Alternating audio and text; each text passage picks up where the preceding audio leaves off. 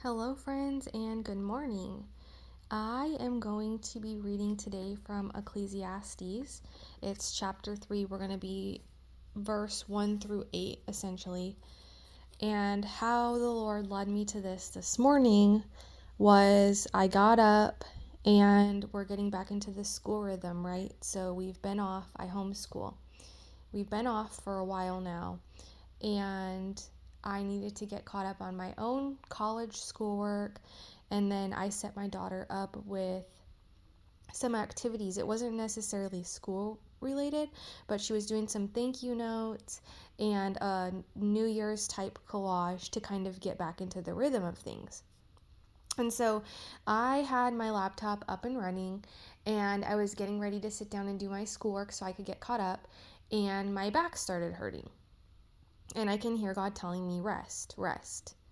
And I'm like, God, I really need to get this work done. And he's telling me, no, you need to go sit down and rest.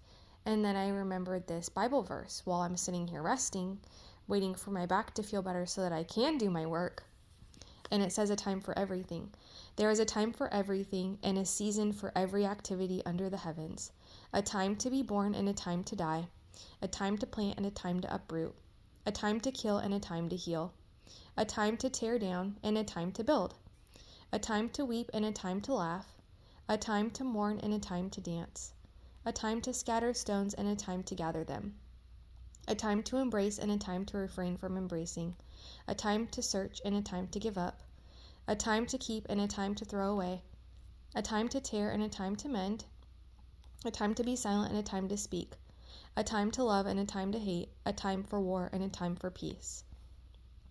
And this does go right into, resting, a time to plant and a time to uproot.